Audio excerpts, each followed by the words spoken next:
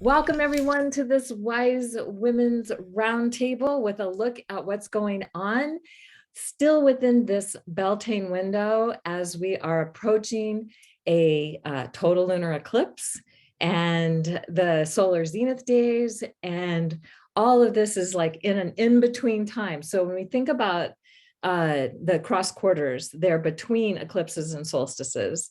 And so we're between eclipses, solstices and equinoxes. We're between eclipses. We are also in a Mercury retrograde. so there's a lot of between energy here, meaning things are not like normal time. So the first thing I want to just say is I have been really looking at time for a long time. As a child, I was interested in how everything that just happened became history. So that the whole day, that whatever I had just gone through, and I found that upsetting. And my mom didn't really know how to respond to that. So looking at time, and the ancients looked at time, sacred time, or they were looking at cyclical time. We tend to be more conditioned into chronological time or Chronos time, sacred time, as the Greeks called it, Kairos time, or when maybe there was an opportune time, or there was some magic that was happening in a between space where time wasn't in its normal chronological flow, as they recognized that there were these two different kinds of time. We have become more conditioned in chronological time based on calendars and clocks. And it's not a bad thing. It's just we also need to be aware that there's other kinds of time to tune into. So especially like what's happening in the greater reality of the how are the mysteries informing us? How are we being informed by them, and how are we helping to inform them? So one of the things I want to just say is we're recording this on Friday the 13th, and that is a calendar time. And Friday the 13th became an unlucky day, and that was partly to disconnect us from the power and the magic of the number 13. It's also, Friday is Venus's day. It's named after the goddess Freya, a Norse goddess. And so Friday the 13th was a time when many cultures would celebrate the divine feminine, the goddess, in some form. And part of the patriarchal dominator control paradigm was to disempower that. So we've got that time going on. Plus now in a couple of days, May 15th and 16th, we're going to have a total lunar eclipse, an acceleration of time. So what happens is in a total lunar eclipse, we go from a full moon to, the darkening of the moon, and we see all the different moon phases, to the blood red moon, and then back to all the different phases, back to a full moon in about 3 to 5 hours, something that normally takes about 30 days. So it's a compressing or accelerating an experience that we usually would have about a month to experience into a few hours. And so I often think of it as like, if we are accelerating time in that way, whatever intentions we're holding can also be accelerated into their manifestation. Just something to know. The other thing about a total lunar eclipse is, and it will be visible in the US and South America, and depending on your time zone. So May 15th into the 16th, depending on your time zone, is when this eclipse is happening. And when we're looking at the shadow on the moon, what we're looking at is the shadow of the earth on the face of the moon. So the earth, we as the people of the earth are looking at our own shadow. And it's a Scorpio eclipse, very powerfully connected to the shadow. So this is a great time to do some shadow work, to look at the things we're afraid of, to look at the things that maybe we have repressed, suppressed, denied, or not willing to look at, or haven't been willing to look at before. And to allow ourselves to really tune into that, because unless we can integrate those shadow parts of ourselves, we really don't have wholeness. So it's a great opportunity for that. And then the last thing I want to just share about is the solar zenith. So on May 20th, coming up pretty quick also, actually the 19th, 20th, and 21st is the time when the sun is with the Pleiades It's very close. It's, enters 1 degree and then is exact and then leaves 1 degree. Now, in some places, maybe where you are, Elizabeth, they have solar zenith days. And that's when the sun is directly overhead. And they marked those days as more important than the equinoxes and solstices, because if you're close to the equator, you don't have that much of a difference in the seasons. But the solar zenith days was something that they could really tune into. And in where the pyramid Kukulkan is in Chichen Itza, it's at a latitude where the sun conjuncts is directly overhead when it's conjunct the Pleiades exact. And it's part of how the Mayans were tracking the 26,000 year cycle. So they saw that about every 26,000 years for a period of time, like at least 144 years, we could say there's this transition time, but it's it only can happen every 26,000 years for a period of time.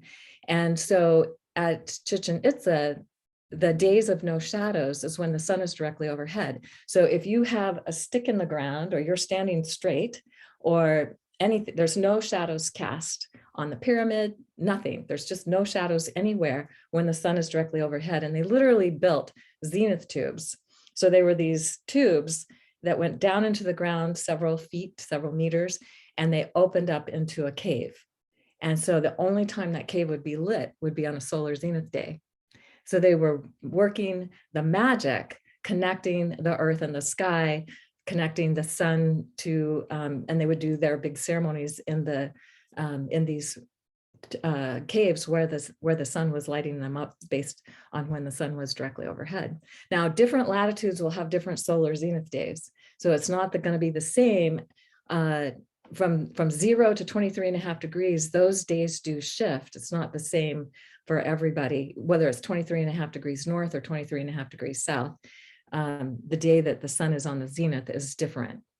So in some places it might be August, in some places it might be May and different days on May and November. So the solar zenith days are really exciting. And if you want to know more about it, there will be a video link in the show notes. And so here is just starting to look at the mysteries of time and how we experience it. And I'm now going to pass this off to Elizabeth, who's going to wow us with more experiences around what she perceives is happening in this time. Thank you so much, Galen. So I'm wowed at the moment by what I've been noticing in the past period of time since our last discussion. And it would help, I think, to describe a little bit of how I see time, because I don't see timelines at all. I see an ocean of time, and that we are constantly micro-navigating this ocean. And so a lot of times I'll hear people say, well, the highest and best timeline. And I often want to correct the issue, even though that's what they're perceiving. So it's fair for them to be able to perceive that and say, well, there is no highest and best timeline. They all go to the same place. They all lead you home to source. And it's how you're going to utilize your experience on that ocean and navigate your reality every minute. That's why being so present is where all the action is. And so that being said, what's happening on this ocean of time? Well, there are inevitabilities. They look like islands, sort of, on this big ocean of time. Like it was inevitable that I was going to have my 3 children, or it was inevitable that I picked the teacher that I did. And that island, because if you imagine the island being sort of round, there's an infinite number of ways that you could have got to that island, because there's an infinite number of micro navigations that you could have taken. One way or another, you were headed towards that island. And that's what's so cool about understanding and navigating consciousness. Well, there's a big inevitability in front of us. And it's more than just an island, it's like a continent. And it's something that I think we're all aware of, is at least subconsciously or subtly. And we have names for this big, huge thing, and we call it New Earth. And we call it homo luminous, or becoming the new human, or there's a lot of different ways to describe this, and it's pretty far away. And meanwhile, we're all in a tempest. This is the craziest storm you've ever seen in consciousness. And it's this massive wave of energy coming down upon us. And right this minute, the way that I perceive it in my body is it's kind of around right here in the body. So like earlier in the week, it was here, and it's coming down slowly, and it's going to affect the way we speak to each other. And if you're feeling into the illusions of being separate from things and you're trying to control that and remain separate, this is going to be very uncomfortable. And you're going to feel like your little reality is shattering. And it's going to be very intense. But if you're willing to just be with these things and not resist them, then you're going to notice that a lot of different shadow work can be done and changed and shifted and recognized and accepted. And the best way to do shadow work is to become the shadow. And as you become the shadow, you figure out that it's not dark at all. It's made of light too. It's just light under pressure. So I'm perceiving that as it comes through the heart space, men on this planet, the masculine heart space is going to shift in a big way. And then as it moves through the human power centers of the solar plexus and the stomach, we're going to feel like we're either losing all of our power or gaining it, or both. These polarities are going to show up that are really important. And then it's going to hit the female power center, the root. And this is going to cause a reaction in the feminine. And this is when Kali comes in. And what's kind of cool is this wave, it's not going to be very pleasant if you resist it, but if you're willing, it will show you any patterns. It will show you the things that you need to shift in your consciousness and dissolve with your attention and your meditating and your processing. And it's going to be very specific, really key polarities and nuances that are going to affect you all the time, that are now up in your face. So I had a session with a lady this morning in South Africa, and this huge polarity that's always been there is now so in her face: sabotage and support. And so for her, she's trying to navigate this incredible polarity. But when you do that and you really understand the whole of it, you get to the sort of end of the book where all of the answers are. You never get the answers at the beginning of the book. It's always at the end. And so now she's towards the end of this learning about this, and it's her opportunity to fully embody the whole polarity, which gets you off the hamster wheel and gets you on the middle way out of the craziness that happens with the polarity.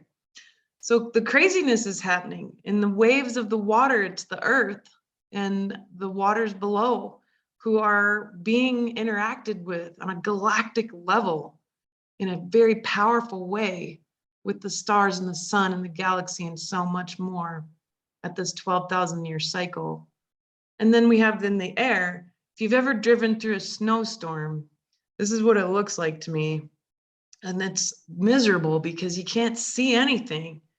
And you often have to pull over for longer periods of time to wait to see if it'll clear up. And you know, what do you do when you wait? You sit there and you might eat a snack and like drink some water and chit chat. And it feels really boring and awful to have to wait for the snowstorm to clear. And then you got to get the guts up to, all right, we're going to try to drive a little farther. And that's how it feels right now. It feels really difficult, like it's almost impossible. We know that there's this thing way far ahead of us that we're headed towards that's inevitable. But trying to get there is a whole other deal. And there's these moments of feeling completely stopped and stagnant, and then other moments where you have to be so laser focused just to get to this little tiny point A and point B. So that's this navigation of a tempest in consciousness, this shattering of false realities, this shattering of the hell worlds that people believe are real, and this realization that you're not separate from any of it. And people resist that. So there's that lull that's going to happen as all this energy hits the feminine power center, and Kali comes up. She comes through this reaction, and it's the embodiment of it. And for us as the feminine embodiment, it's going to be very uncomfortable because a lot of us have been taught not to be angry. And if we are, we find that it just takes us over and we can't control it. So what happens, I think, is that anger is really hot and it's a very intense energy, and it wants to move up through the body. And it usually comes out through the voice and through the eyes as tears, and like having a sharp tongue as yelling and anger. But my challenge for all of us is to let it move all the way up and out, to be a conduit of Kali's sword. And her sword is righteous. But what is the other energy of Kali? It's delight. It's delight. Like nobody ever looks at Kali and says, she's delighted, but that's exactly what's going on. She's absolutely delighted because now she gets to cut through the illusion. And this is the heart of the divine feminine taking the reins of power back. Now, as she comes down, it's a second wave, and it's the clear light of existence. It's clarity. It's extremely pure. It's so clear that you begin to see light that doesn't have a source. And that's the true light of existence. It doesn't have a source because it's everything. And that's going to be the beacon that leads us to get over this next huge hump over the next year and get into being able to see the inevitable, where we're really heading as a species. So this is what I've been noticing over the past month or so, and it's been extremely intense and very personal in my life, which is simply another little microcosm of the universe. But especially the masculine is struggling with this tempest because they're not used to being so formless as the feminine has to be. And the energy of the tempest here in consciousness as things crumble and fall apart is getting louder and louder and louder. And yet they have to stay, they feel like they have to stay at the head of the ship and focus on where they're going to get through the day, just through the day. And so if it's feeling unbearable, if it's feeling difficult and like driving through a snowstorm and sometimes boring and stagnant, you're right on track. Merge with it. You're not separate from being stagnant or bored. You're not separate from chaos. It's actually really important that you know this part so that it won't have power over you later when it counts. And so now I'm going to hand it off to Sarah, who is our priestess, and especially the priestess of the flower kingdom, because there's messages there for us too about our experience in time right now. Thank you, Elizabeth, and I love what both you have shared, Kaylin and Elizabeth, and it leads me straight into the nature being that is asking to speak to us today. So there is a little tiny, well, it's not so tiny actually, it's probably about this big. Obviously, it depends on how adult it is. That I don't know if it grows in the States. I suspect it does, but I don't actually know. It's called Impatiens. Do any of you know Impatiens that grow your side of it? Does? I don't know if it grows here, but okay, yeah. So you often find it along the lanes in the countryside. Some people call it a weed, and of course we know there are never weeds. It grows fairly abundantly. And what its doctrine of signatures is, it has a seed pod, and when it's ready to let go of its seeds, it does it with a, and you can actually hear the pods burst open. They're like, and all the seeds scatter. I've never actually heard that or been with it, but I hear it's quite a moment. So Impatiens is one of the Bach or Bach essences, however you want to pronounce it. So it's very easy to get hold of. And of course, its name tells us everything because it's Impatiens. It wants to be there now, which is what you were saying, Elizabeth. It's like, take me to heaven on earth now. But, you know, what you were saying is exactly Impatiens. So if we kind of go back to what the Dr. Batch said or says about it, he would say that it's really good when we feel impatient. So there are certain types of people who are more like that than others. Dr. Batch himself actually was an Impatiens as his constitution, which is maybe why he was such a pioneer and, you know, did so much in his life. So we can be impatient with ourselves or others. We can be irritable. It's also really good, and I'm just kind of speaking out of a kind of more textbooky stuff here, but it really helps us to see where this timing thing shows up in our lives. If we're not well and we want to get better, like tomorrow, I know that happens to me. It's like, you know, it's not an option not to be well, so I'm going to kind of like bulldoze my way through it, you know. That has been me, and I'm sure others can align with that. So, and actually, when we feel that, it can actually sometimes be a good sign, because it shows that the spark of life is taking us forward. So it's not always, it's about the polarities. You know, Impatiens can be huge passion, and it could be, you know, this is just like really important, I need to do it, get out of my way kind of thing. So there are all ways that it can kind of come in our lives, and this little tiny batch flower can really, really help us with this. Maybe we need to go on a sort of daily dose of it for the next few years. If you look a little bit deeper into Impatiens, it's also in Rescue Remedy, which most people have heard of. So, and Rescue Remedy is taken when there's an emergency of, you know, which could go from stubbing your toe to something much larger. So, you know, so it's there as well to help us kind of like come back into the present and kind of take a deep breath and allow whatever is going on to be there. It also aligns with the gallbladder and the liver meridian, which are about anger and timing, and it's the time, springtime, when everything kind of goes and out as well. So there's lots of kind of good things about it as well.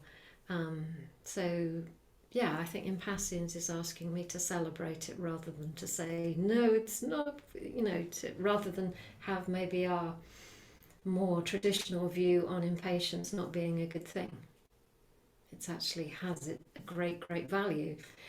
So I also wanted to talk a little bit my own personal experience of Impatiens and how flowers and nature can help us move backwards and forwards between that time polarity.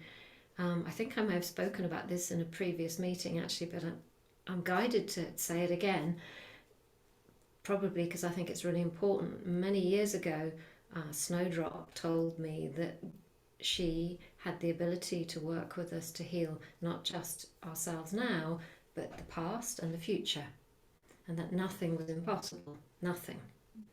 So she's a real sort of quantum girl there, but she could also reach back into the past and help and heal that. And I think we all know on some level when we stay in the present moment, and I've been doing a lot of kind of inner heart healing just in the last few days, and when we tap in and really look at all those things, we know that the energy shifts and the cords just kind of fall away to anything that we were attached to.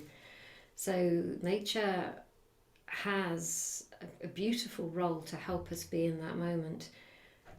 Years ago, when I used to feel very, very, very anxious, horribly so, I would always go and sit with the trees or just go for a walk with them, literally.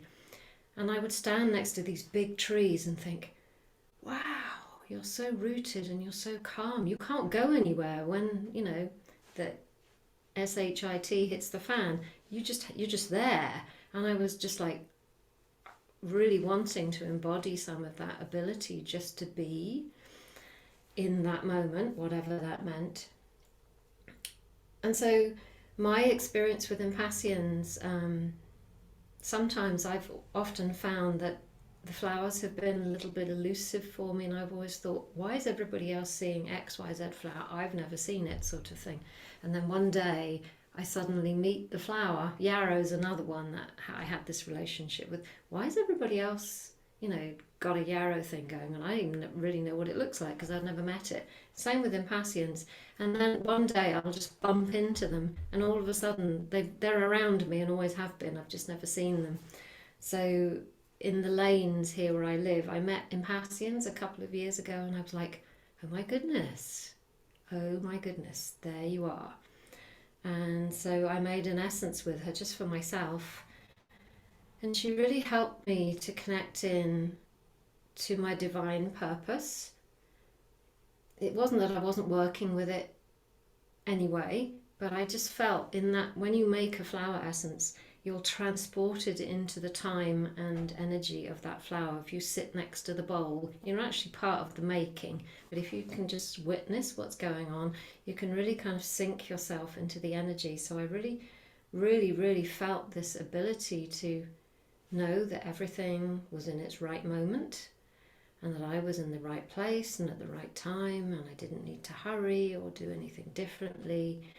And I could just sit there and be, and really, for me, it helped me to understand impatiens because I'd never really got it before, but being with the plant and making her essence really helped me to just know that everything was okay and that I didn't need to do anything differently, or nor did anybody else. We were just all in that place. So I feel that the impatiens flower is very valuable to us right now. It's a bit like your snowstorm. She's the flower version of the snow being in the snowstorm. Is let's just be here and allow the trajectory to take us forward in its own time. So I think that's all from impatiens. So I'm going to hand over to Nalini now, and I look forward to hearing what you're going to share, Nalini. So do I. So it'll be interesting. Now, there's a lot that has come through lately, as we all know. We've spoken about the turbulence, be it impatience or impatiens or snowstorms or the eclipses and everything else that's going on. I find myself seated in Kairos time.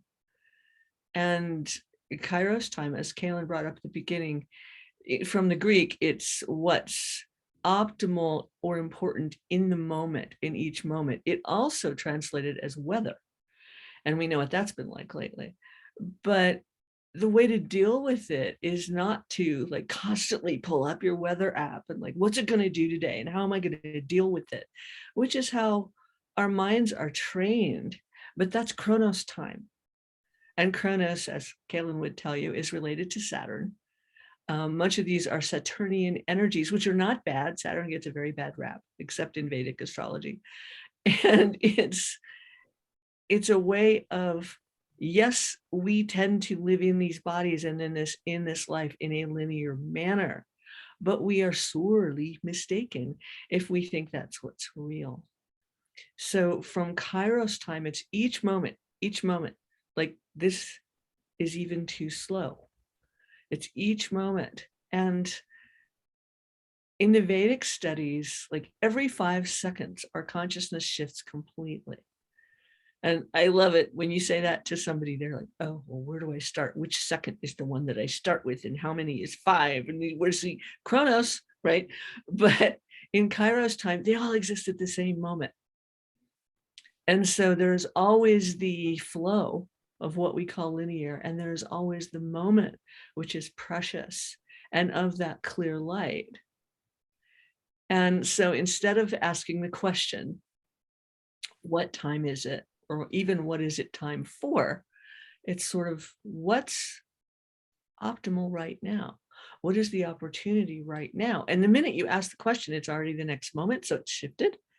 But it's okay because you begin to get the in particular configuration of what you are. And that's what's important. It's not when things will happen or what we're doing or even what's going on, because we all perceive that differently anyway.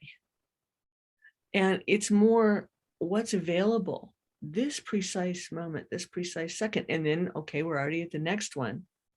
So maybe relaxing into that. And I mean, I can speak from experience because for much of the training portion of my life, they could have put my picture under impatient. I mean, they have this saying that fools go where angels fear to tread. I went where the fools wouldn't go. And this is not a good thing. Let me tell you, I cannot recommend it. But no, there's a way to push through this. And I'm that girl, meet Gordian knot with a sword. And there is merit to that, but there's a different way to apply it that is not in the Saturnian, the Chronos way. There's a way to apply that in the moment of, there's a truth here. Not what is the truth and how do I find it and how do I get there, which is how we're all trained. But there is truth here. Let's just relax into it. So it's diving into the wave, because we all know we can't resist it. It's just, resistance is futile, and in a good way. Diving into the wave and letting it carry us.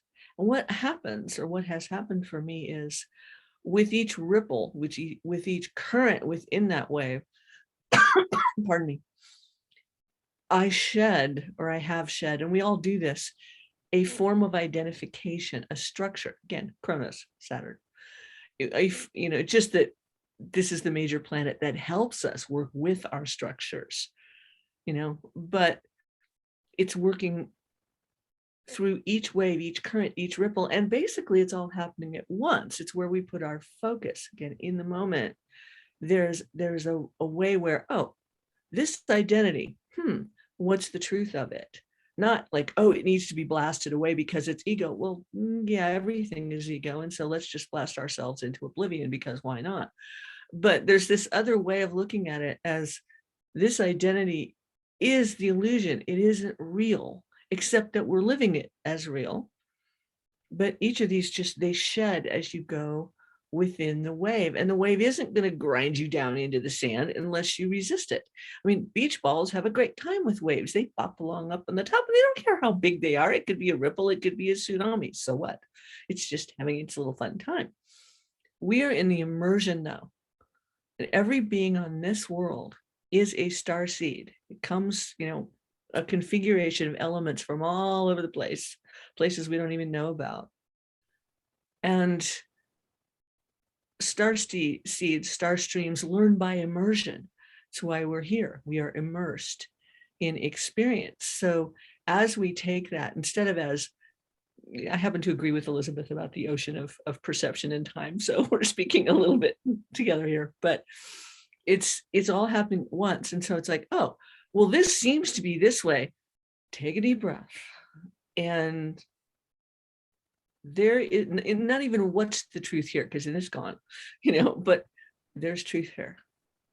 Settle. Nature settles and is, like the flowers, they bloom or they burst their pods. I used to love watching milkweed pods do that. Or the dandelions, if you don't get them before they go to seed, hello, dandelion field, and that's what they do. It's how they are. Dandelions don't perceive themselves as a weed or as a problem or as, I'm taking over someone's yard. Probably a good thing. But,